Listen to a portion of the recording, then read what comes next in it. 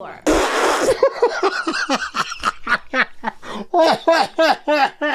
Oh my god! Oh my god!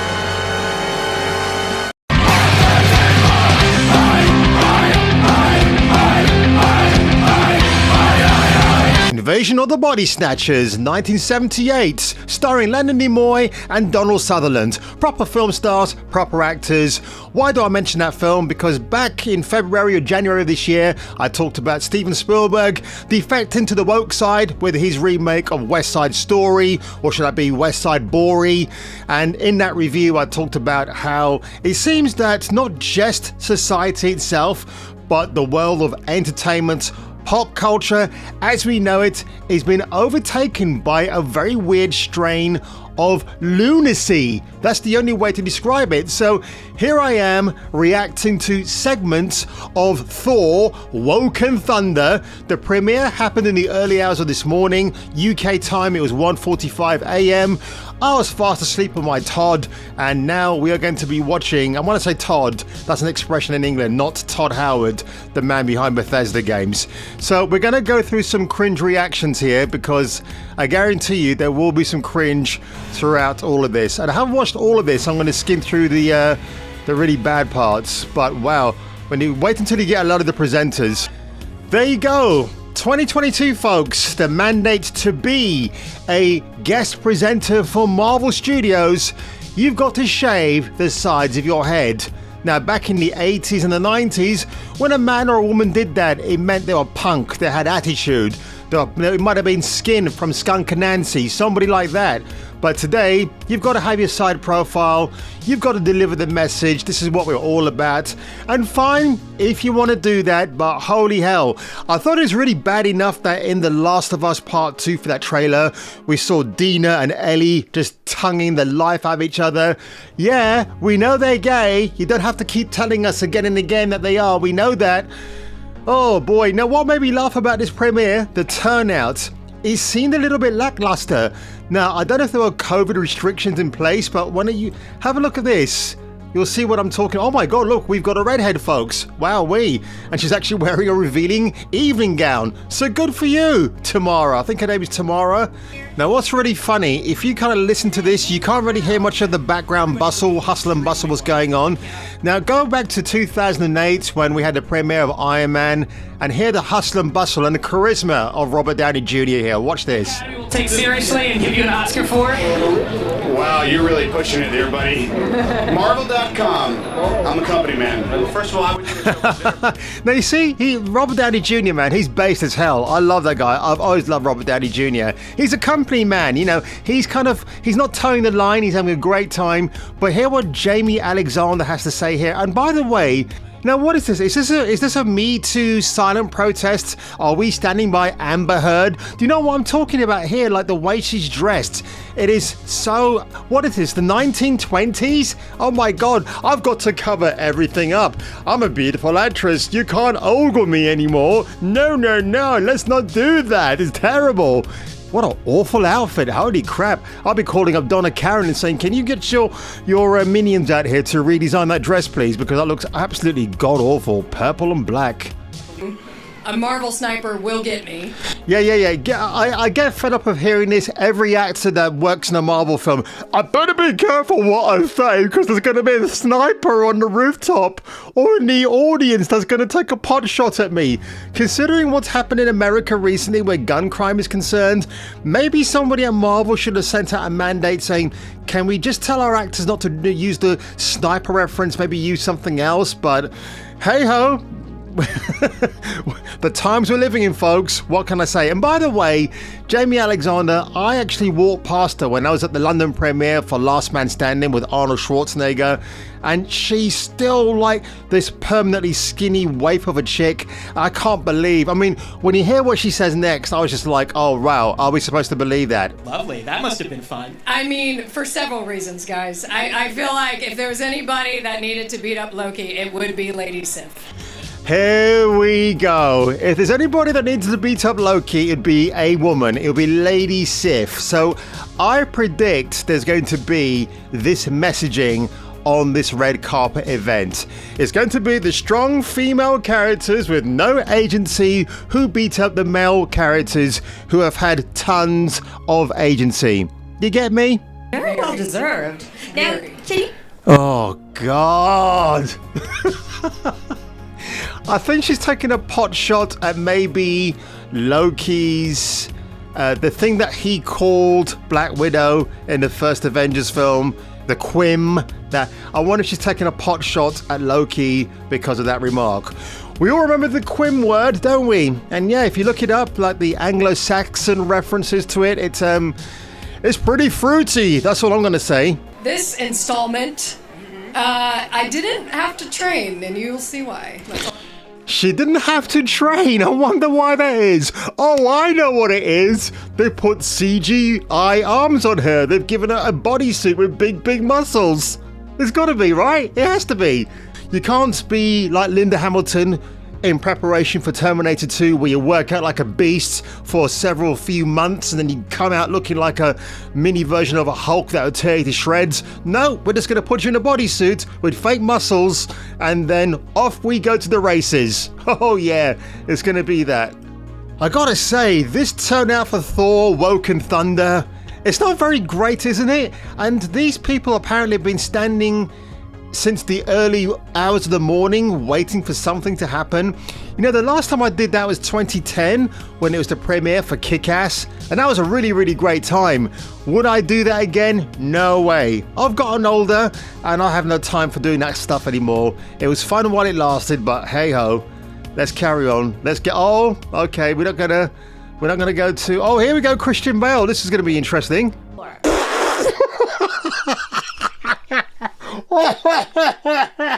Oh my God.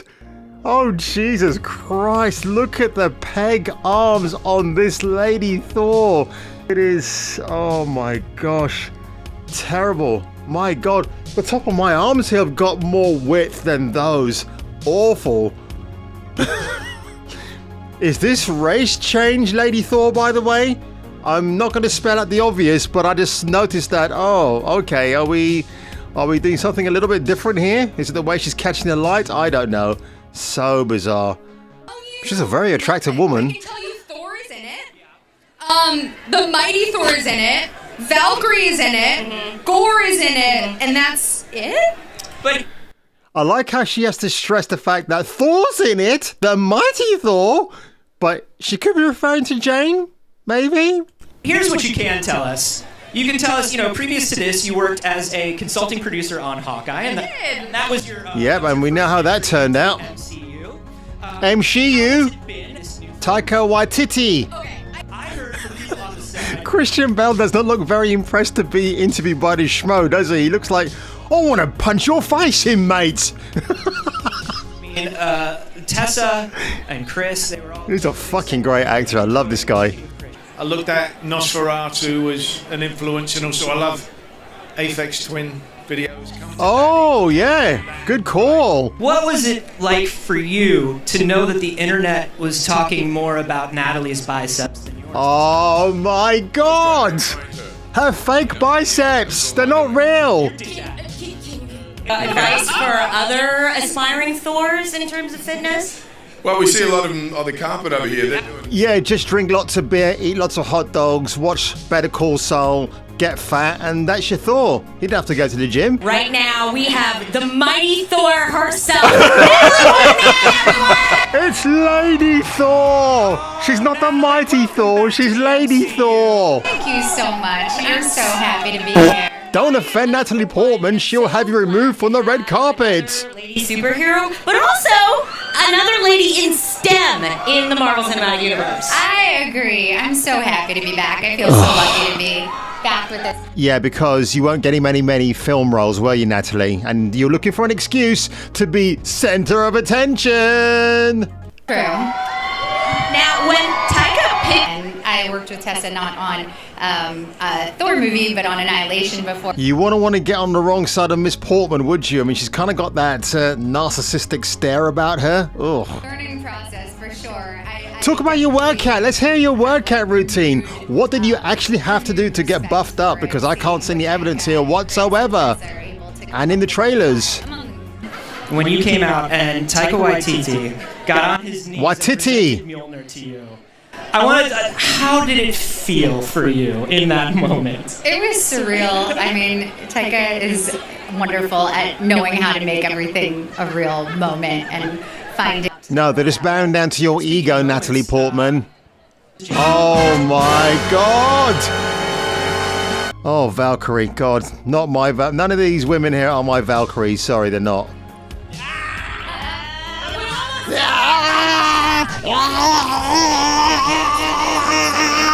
It's the child groomer herself, Victoria Alonso. I know, Thor 4. She knows, you see? Yeah, I'm not being bad or anything, but she nearly takes up the whole screen. Do you know what I'm saying? No, but it's super exciting to have him and the mighty Thor.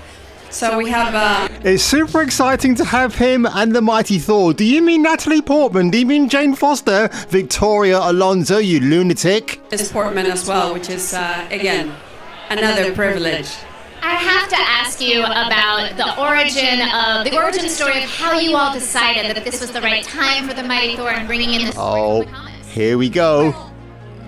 We have... The comics that nobody bothered to read. Let's just get that straight. Nobody read the Lady Thor comics back in, what, 2014 it was? A trajectory where we have our regular Thor, our Thor, and then as you can see when you go see the movie, I'm not going to give you a lot of details because otherwise you're not going to go see it, and I expect you all to see it at least 4 times. No, I'm not going to see it once, Vicky Love. In fact, what I'm going to do is to pirate it and watch it and then do a review afterwards. The only way I'm going to watch this film is somebody drags it to the cinema and pays for everything, because baby, I ain't wasting not one penny from my wallet to go and see this. It makes absolute sense how to get her there, and in this love story to make sure that when she means love story, she means the love story between Lady Thor and Valkyrie. Between Valkyrie and this beautiful friendship. Can you talk about bringing I told you she's I did not know she was going to say that. they're buddies. I mean, Thor and Valkyrie are buddies, and she's doing the job that he said, I don't want to do. Please be king. Yeah, because apparently Valkyrie, who's a woman, apparently is a king, and she hasn't been biologically switched around. So, no, she's the queen of Asgard, not the king. Oh my God.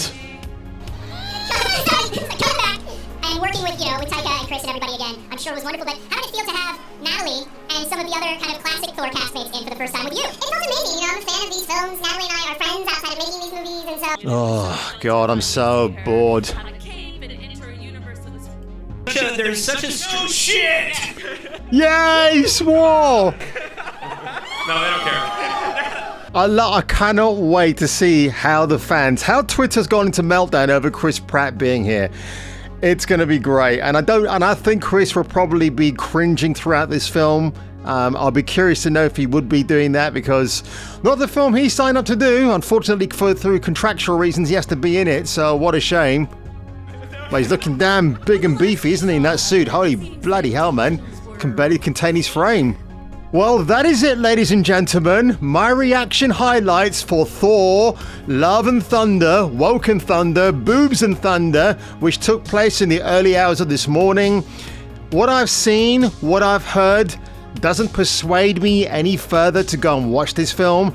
I know a couple of friends of mine might want to entice me to go, but if they're watching this video, you pay for me, bitches, and I'll be there. But I'm not parting with my hard-earned cash to go and watch this. Whatever this film is going to end up being, it's going to be a message for pride, for love, for LGBTQ, for X, Y, and Z. Victoria Alonso's very weird agenda outside of Marvel. You've seen the Glad video. You know what I'm talking about. Oh, Christian Bale, mate. I wish I was your friend. I could have told you not to have done this movie. He would have listened to me. I'm pretty sure he would have. The only highlight for me watching this premiere, the red carpet premiere, was obviously Mr. Bale and, of course, Chris Pratt. That's it. Everybody else, complete cringe. I have no hope. I have no, and again, I've got to agree with what certain other people in my niche have said. This film will make money. It will be fairly successful. I do wonder if it's going to be banned in the parts of the Middle East or be centered in the Middle East, I think it will be because of its messaging that Marvel, if they knew any better, should just not have included in the first place. But if you enjoyed this video today, folks, I know I did, make sure you leave a like below, make sure you slap that subscribe button if you want to, and if I were you, I'll look out for me on my next video.